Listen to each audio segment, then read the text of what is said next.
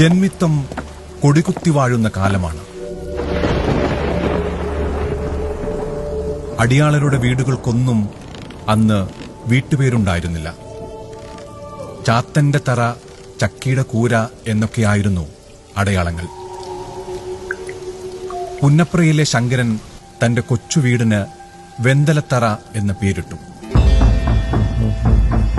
ശങ്കരനെ ആരും ചോദ്യം ചെയ്തില്ല. 6 അടി പൊക്കം, അതിനൊത്ത ശരീരം, ആരെയും കൂസാത്ത മുഖഭാവം, എന്തിനും പോന്നവൻ.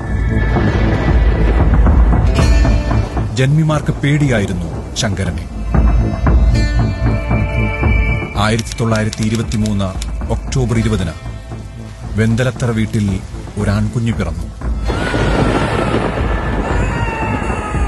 ശങ്കരൻ അവനെ അച്യുതാനന്ദൻ എന്ന പേര് ചൊല്ലി വിളിച്ചു.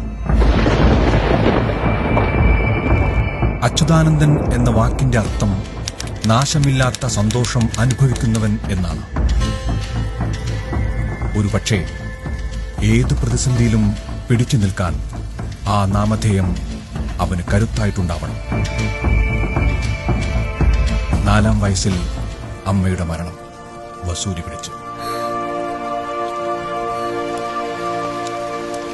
11 അച്ഛനും.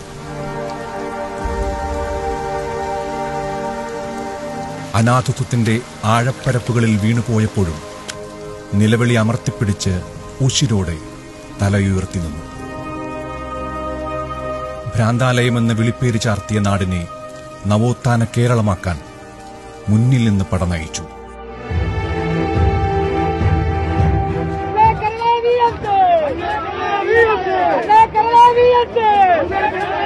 നിയോഗം പോലെ നൂറ്റാണ്ടുകാലം. വില്യം വേർഡ്സ്വർത്തിന്റെ 2 വരി കവിത ഇങ്ങനെയുണ്ട്: ആ സൂര്യോദയത്തിൽ ജീവിക്കുന്നത് തന്നെ പുണ്യമായിരുന്നു, യുവാവായിരിക്കുന്നതോ സ്വർഗതുല്യവും.